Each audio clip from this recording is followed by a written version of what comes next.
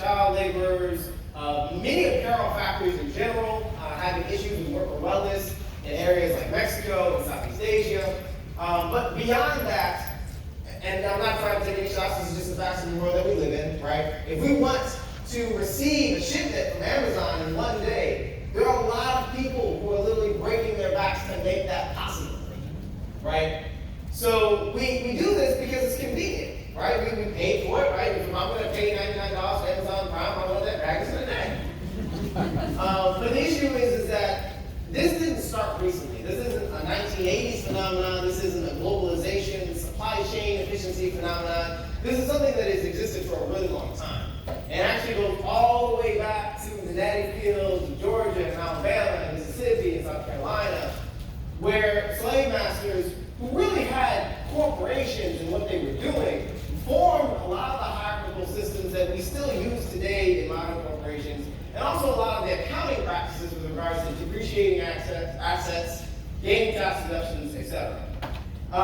But to give you an understanding of what effect this is having, not only in our nation but in others, is this plutocracy, right? The development of oligarchy and an uneven distribution of wealth that has really, really bad effects, and also is just not sustainable.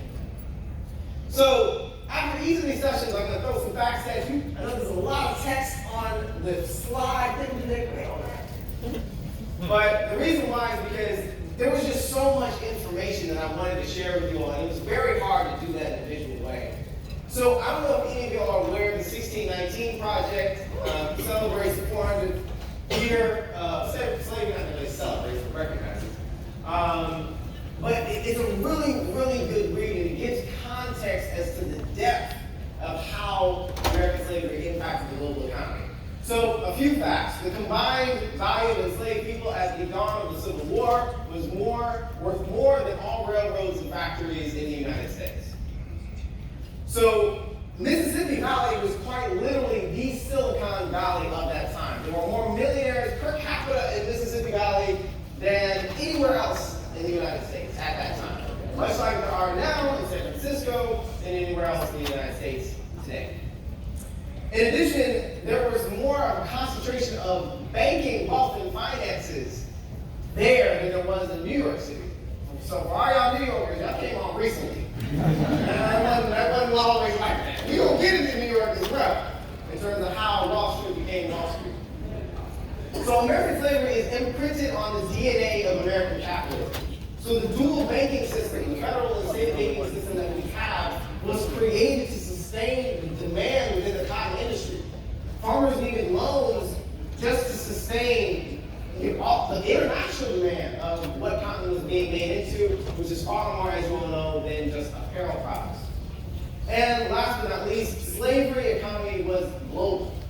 The three L's that people are not necessarily associated with, right? The lords of the loom, right? Those are the slave masters on the plantations.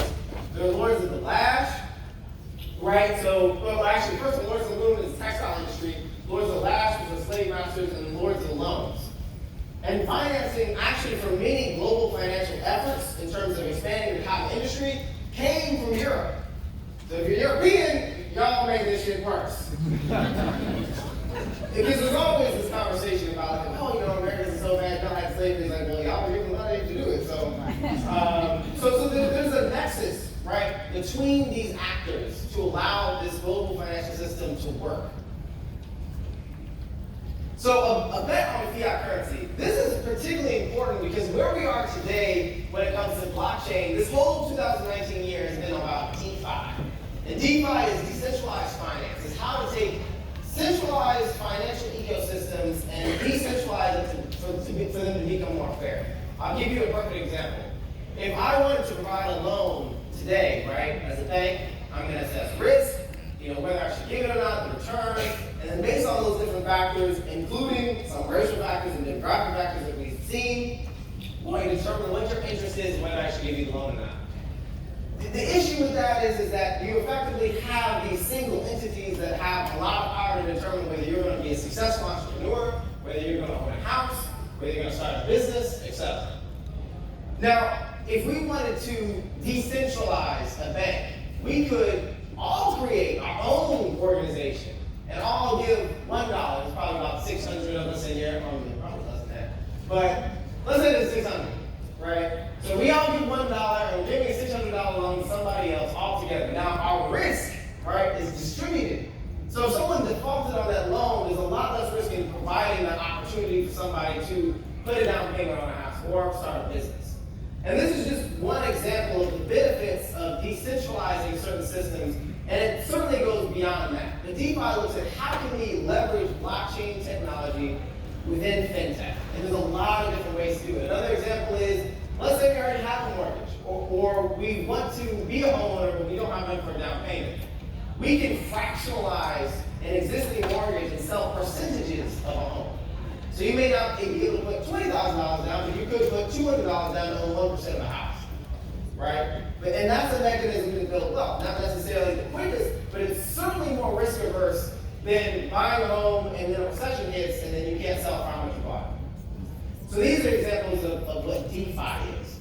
But DeFi, the conversation is central to what fiat currency is and what value is, and whether money is something sacred that we can't change, or something that, just like all technologies, was created at a certain point in time, was used for a certain purpose, for a certain people and audience, and whether that can be changed or not.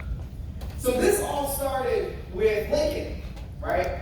The Union soldiers needed to be fed, they needed supplies.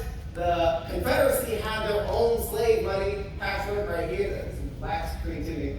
And effectively Lincoln created this government-backed, currency wasn't backed by gold at the time, to get through the war. And it did so well internationally that actually creditors, private banks, started accepting this. And over the years and decades beyond Lincoln, we always revisited each presidency as to whether we should keep fiat currency, and we did. We made certain changes, it was put on the gold standard, and it was taken off. But ultimately, this is what we use today. And that stemmed from the need to support Union troops. But it was also a bet on the elasticity of value, right? How value changed, how liquid markets are, and how we can exchange with one another more efficiently than, say, a barter economy that we used thousands of years before. And another interesting thing is that going back to the brutality of slavery, whippings literally fluctuated with the global markets of production. The people who were whipped the most were the ones who were the best producers, and that was for good reason. Slave masters, I don't think, unfortunately, get enough credit as to how in tune they were with how their organization worked and what the economic impact of it was if you understood the most minute metrics to production. This wasn't something that was created just because technology allows us to track these things. And a lot of the practices that they use, we still use today. And then lastly, the textile mill industry created the financial centers of the world. New York would not be New York without slavery, period. London would not be London without slavery, period. Right? Those industries were started with textile mills, right, that one needed the demand from the South in terms of all the different farms, but also soon, when demand rose so much, they actually needed to create future contracts, right, to get loans for production that hadn't been created yet. And this is when you start seeing the first types of financial instruments. So the road to tokenization, looking at the cotton industry and the first financial products. So going back to the mortgage, it wasn't necessarily that securitized loans or those things were introduced, right, in the American South through the cotton market, but was introduced for two particular things.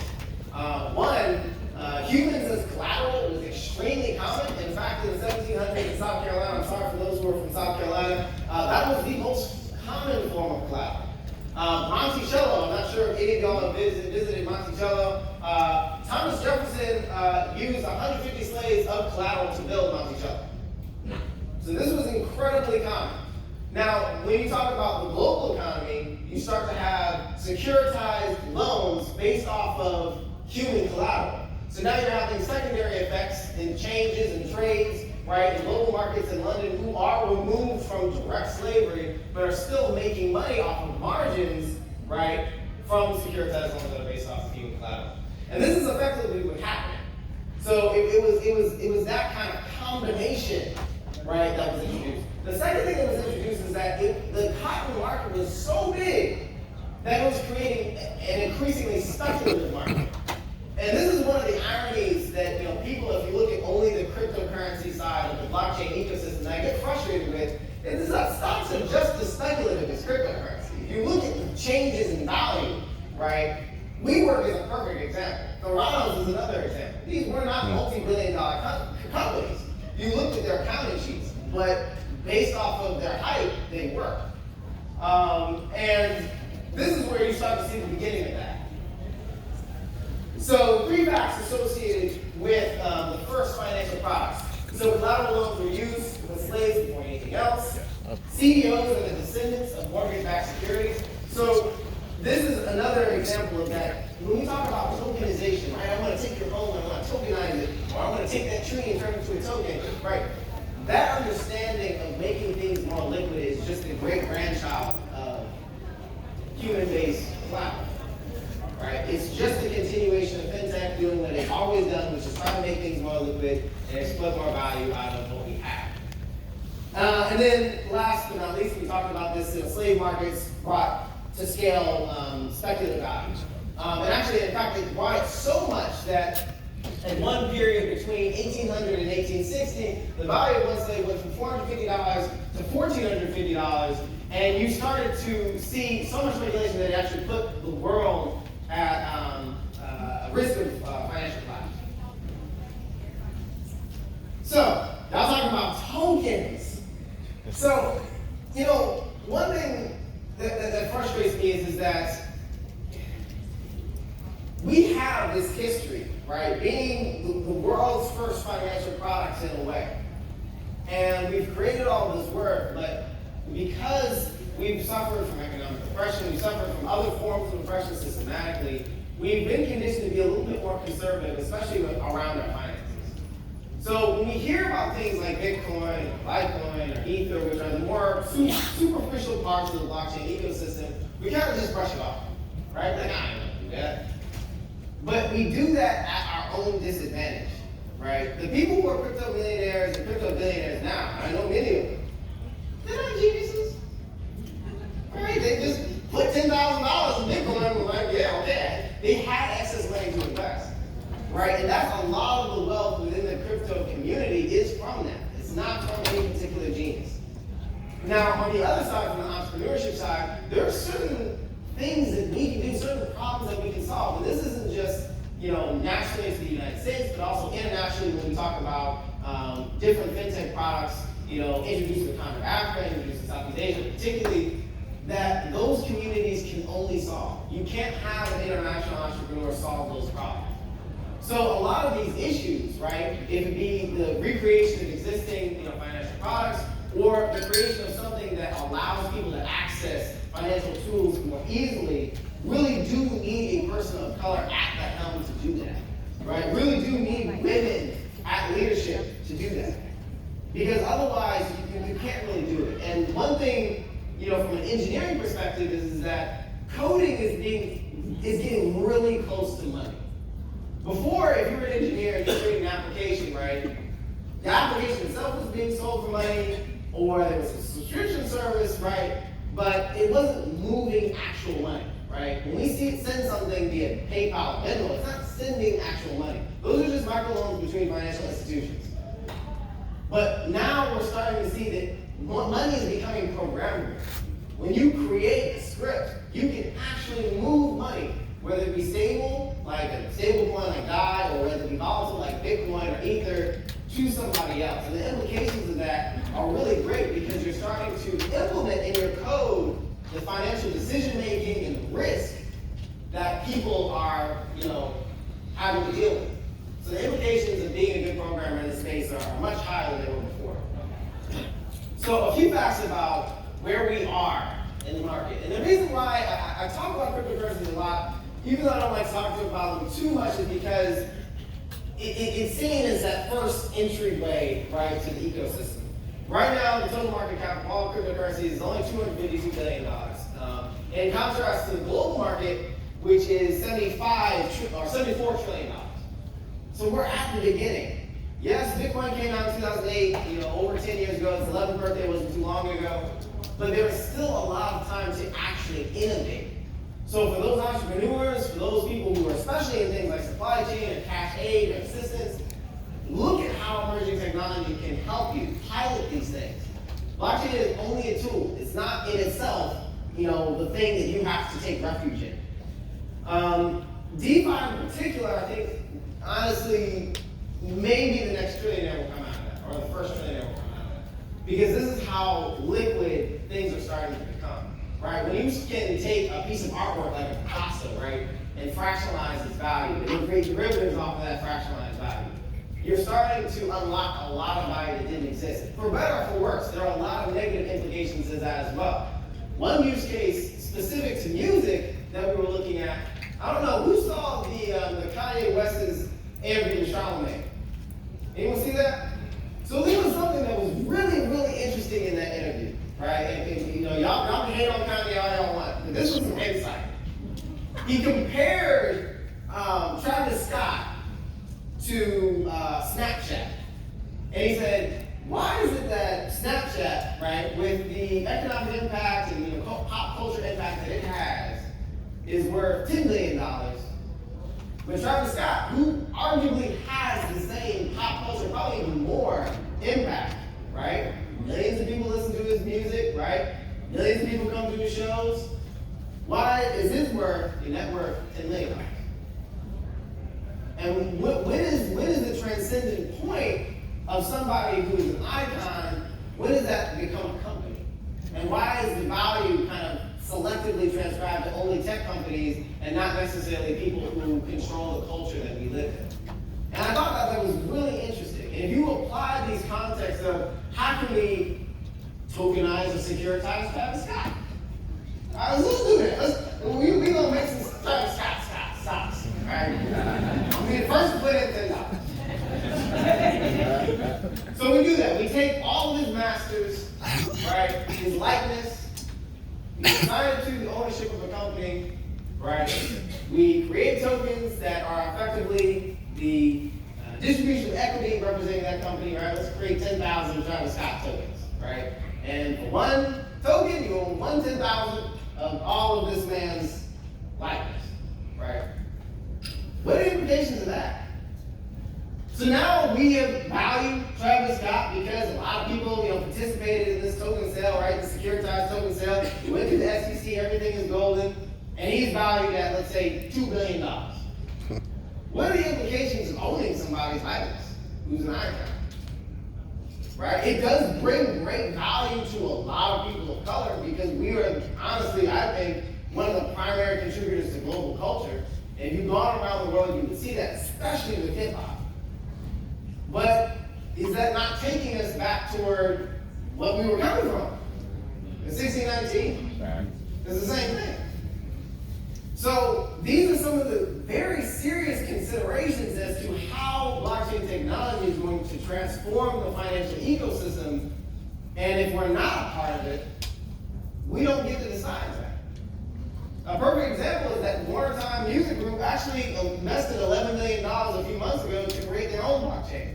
And we all know that the music business with regards to selling, CDs or having people try to buy your music is not a sustainable revenue model. That's gone. We all listen for free, or far less than the actual value of the music that has on our lives. So that's a particular use case that I kind of delved into. I actually used Kanye West as the example, the things to think about. And these things are going to happen over the next 5 to 10 years, right? And I think it's really important, even if you're not an engineer, to just read about these things. Put $5 in the ether. It's not going to kill you. I lived in my car once. It won't kill you. And the last thing is, the economic opportunity of being an entrepreneur in this space. So there's $5.5 billion in VC that was invested last year. The average salary for a blockchain engineer, for those who are already software engineers, and honestly, the definition of a blockchain engineer is a pre-existing software engineer that knows a little bit of a solidity. That is it. Solidity is the programming language for Ethereum, for those who are familiar. It's very much like JavaScript. It just has a lot less features, so it's actually easier to learn. Right? So anybody who's making a base of 120, you could be making 165. The same thing with product design as well, and also determining revenue models, which I think the ecosystem has struggled a lot with. Right? So, for example, if you have a decentralized ecosystem or a DApp, right, a decentralized application that leverages blockchain technology in different ways, can you own it? Right? Can you assign equity of it? But also in the VC space, in particular, for those who are interested in that, we're seeing like Andreessen Horowitz, buy governance tokens of different protocols. It's actually very common. We're seeing Coinbase Ventures do the same thing. We're seeing Polychain Capital do the same thing. In fact, they're more focused on the infrastructure layer than they are the application layer. So the whole methodology around investing has actually switched, where the value is no longer in the application, the value is in the protocol layer itself. And these are protocols that people have created, that all of you all are able to create, that some of them have a market cap in terms of their governance tokens of billions of dollars. But you have to start reading about it, or at least being open to it, to even open that door up, right? And we're talking about orders of magnitude more than other sectors of technology. 2 years ago in 2017, when the whole, ICO, initial coin offering, I hate that term, when people were doing these token sales, right? They're selling all these different types of tokens, they're putting out white papers. Basically, it was the equivalent of you writing an essay for homework, putting it out there, making a landing page, making a token, you made $1 million. Some of these people were literally fundraising tens of millions of dollars in 2 hours. Wow. No more that's going around, shaking down in the front stages and things like that. Like, they were raising serious capital. Now, the drawback of that, there was no accountability as to whether they were going to deliver or not. And that left the scar on the ecosystem as well. So, those opportunities still exist, for more or for less. I mean, token sales, not so much. And then lastly, there's a high premium on blockchain knowledge. If you would ask me, like, how around did you get here today, I literally just read. And you'd be surprised at how many people do not read. It's ridiculous. It's literally ridiculous. It's a good way, it's kind of like, bougie way to end the argument. But if you just ask somebody, like, did you read about that?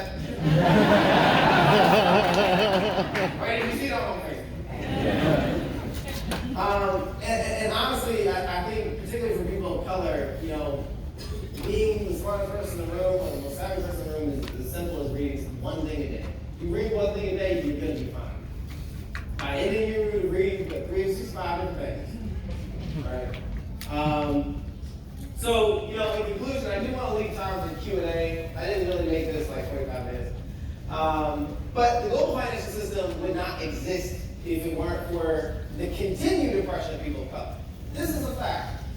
When you talk about manufacturing, when you talk about the financial ecosystem specifically, and we have to come in it, regardless of all the different exclusion policies that we do face, we still have to get in it. It's extremely important. Because some of these use cases that can help many, many people out of poverty, right, are within our own experiences. And those experiences aren't currently being designed and engineered in the protocols that I see with the ecosystem. Next, it's our cultural inheritance to be a part of this ecosystem. I believe it to that extent. When you see, we would not be here today as Earth, right, without these things. DeFi is just another iteration of fiat economics, right? And there'll be an iteration after a generation that unlocks more value and hopefully not in an unsustainable way. And if we don't insert ourselves, exploitative economic models will continue. I'll give you a perfect example. So, just as banks have kind of reached their market limit with regards to, populations that have the base resources to have a savings account, et cetera, or who don't have the cultural limitations and that they trust banks enough to be banked, right? So those who are either extremely impoverished or who don't trust banks, there's about 1.7 billion people in the world that fit that description. And these are people that obviously many banks want to bank, right? Bank the unbanked, right? We kind of hear that as a positive thing, but is that a positive thing? Because the system of banking the unbanked is effectively taking the cultural credit associated model that we have in the West and implementing it in other areas where that may not be best way to create value. Right? We need to look all the way to, is the credit system something that is enslaving the community that you introduce it to, or something that is actually helpful? And where is that litmus test in terms of the value that they have? That's the type of questions that need to be asked. And that's what's happening. Effectively, blockchain technology is being leveraged to operationalize and extend a lot of these services to areas that did not have these services before, but might in the future. And this goes all the way into like cash assistance and cash data. So that's kind of an example as to the prevalence of this technology in regards to fintech. But of course, there are many things that are happening beyond that. So, homework. You know you got to follow me on Twitter. No, y'all don't got to do that. But I do write a lot about this stuff.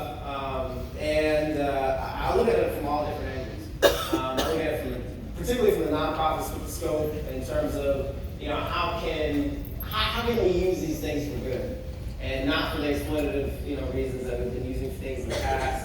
Also, just start your crypto journey, whether it's on Ethereum.org or Coinbase, just start. You can buy $5 of crypto today and have it, right? If that's the extent that you want to be. If you want to be more in the blockchain ecosystem, right, learn how to build, right, or build, right? Learn Solidity. It would be an excellent thing in your toolbox. You may not use it all the time, or it may become your passion.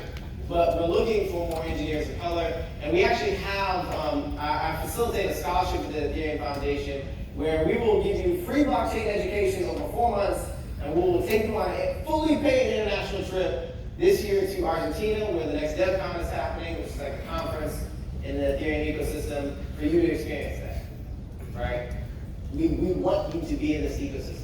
Solutions cannot be built if you're not in it. And the last thing is that even if you're not a blockchain geek like myself, you're probably doing something that will be affected by the technology. So read up about it. Understand, is this a competitive advantage? Is this going to bring any value? But also on the same token, don't try to force it in what you're doing. Right? Sometimes it doesn't work. Blockchains are still pretty inefficient. They have not scaled. It's a nuanced technology. It does not work for everything. It's just a tool, right? It's not something that's supposed to be on the front end. And with that, thank you. Your Q&A.